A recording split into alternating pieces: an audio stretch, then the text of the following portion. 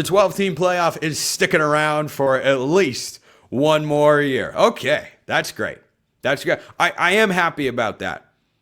If I had my way as college football commissioner, Luke Farrelly would be a linebacker at Clemson, and we'd have probably an 8-team playoff. But, if I wasn't allowed to contract it down, then we'd go with 12 teams for the rest of time. Now, the reason that I think this is a good move for college football is every time you expand the playoff, you dilute the value of the regular season. Now, the number of quality teams this past year allowed for what I found to still be an acceptable level of week-to-week urgency and a must-win this game sort of mentality that exists in college football in a way that it never has in the NFL. And frankly, never will.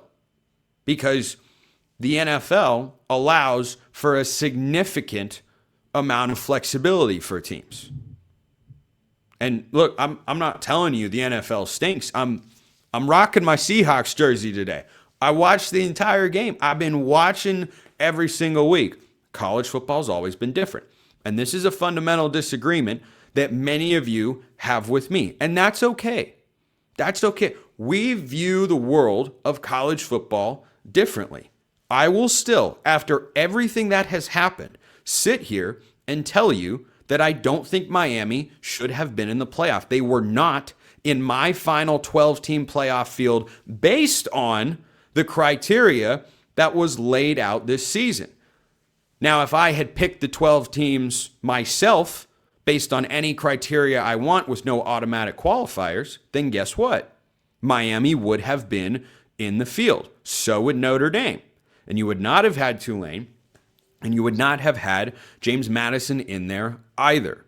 So the fundamental disagreement I have with some of you, which I enjoy and can appreciate, I hope you can appreciate my perspective as well, is that I want the regular season games to matter as much as possible. You look at the 12-team playoff, some of you, I should not say all of you, you look at the 12-team playoff and say that's what it's all about.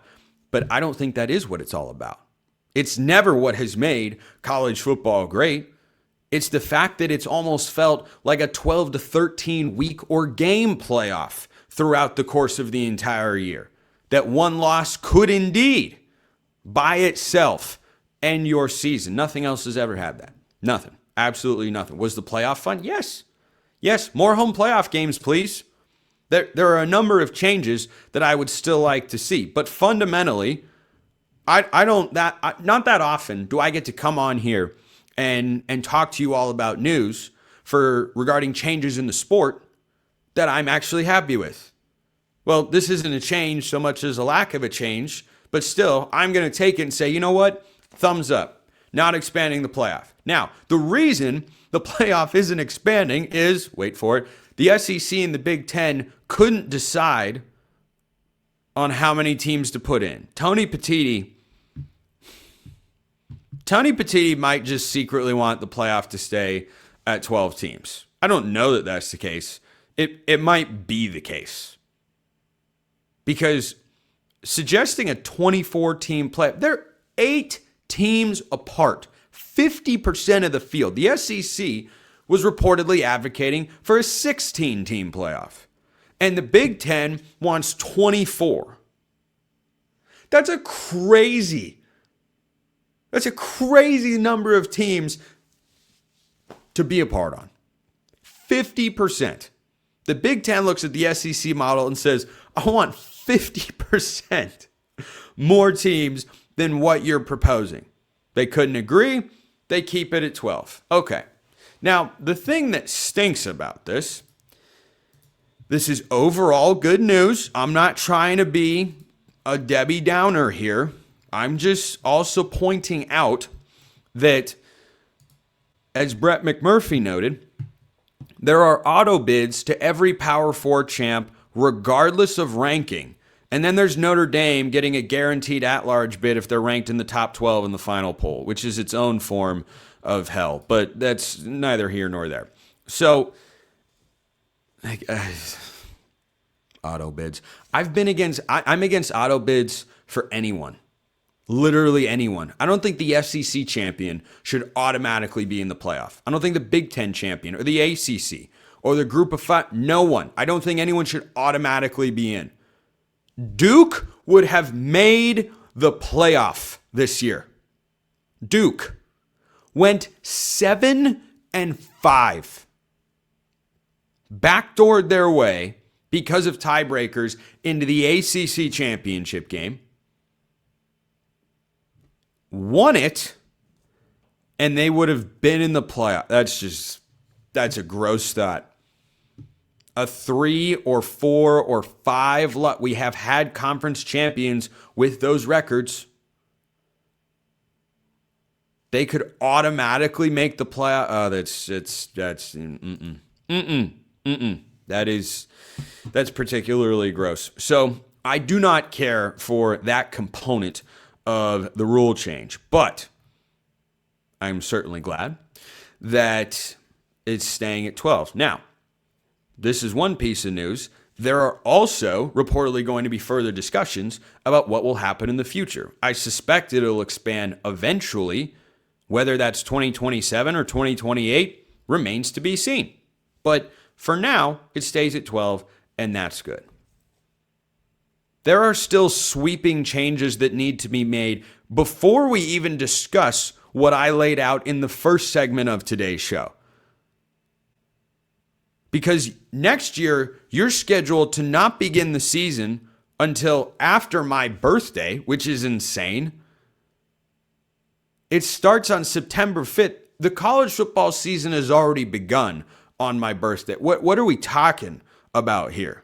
My birthday is the 3rd of September. So the fact that it doesn't begin till the 5th, you got week 0 on the 29th, totally insane. Did the national championship feel late in the calendar to you? Buckle up for January 25th, 2027 is when the national championship is currently slated to be played. What are we doing? Why are we doing it? I don't know.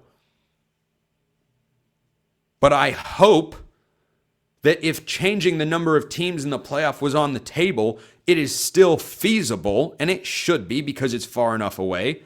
We're still in the month of January, for goodness sake. It should still be feasible to move everything up.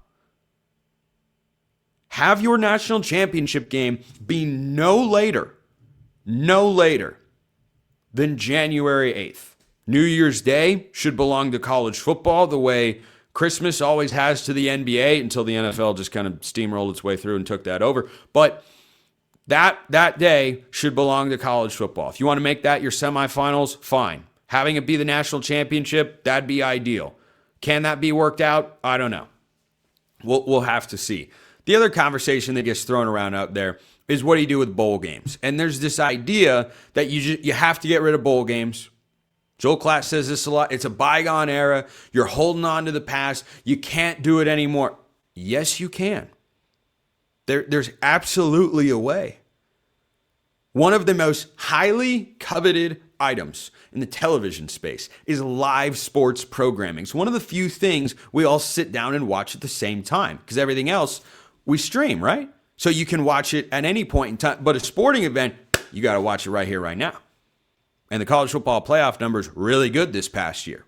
In the playoff era, I think Indiana's game against Miami was the second most watched national championship game since they went to 4 teams. And of course, now they've had 2 years of 12. But this idea that you can't play bowl games and playoff games at the same time is just patently untrue. The limit does not exist. You don't have to.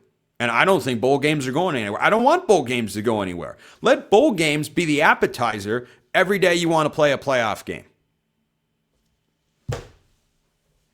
Done. If kids want to keep opting out of them, fine. Somebody's going to want the opportunity to play. I can't really understand. I guess I kind of get it, but I'm just not on board with the folks that say, you got to get rid of all these bowl games. Why? Did you watch Michigan and Texas this year? It was a really entertaining football game. I think it was the day that Ole Miss played Miami. There were 3 bowl games earlier that day. It was fantastic. It was completely fantastic. Having those be an appetizer in there, if they're still financially viable, which they have to be, or else they wouldn't continue getting played. I don't know what exactly the big issue is, but yeah, it was. Hold on a sec. One moment here. On the 31st, Miami, Ohio State, that's what it was the nightcap. Before that, we watched Duke play Arizona State in the Sun Bowl, 42-39. Utah drubbed Nebraska, first game of the Morgan Scalley era. Iowa beat Vanderbilt, which was an entertaining game. Texas beat Michigan, 41-27, also really fun. And then you watch the college football playoff game. I don't see any reason why that can't happen. How is that not ESPN's dream lineup? As much college football as possible. I don't know. Only someone at ESPN can answer that question. So, anyway, end of rant for now, but this will be a recurring theme on the show. Darian Mensah, going back to Duke. Oh boy.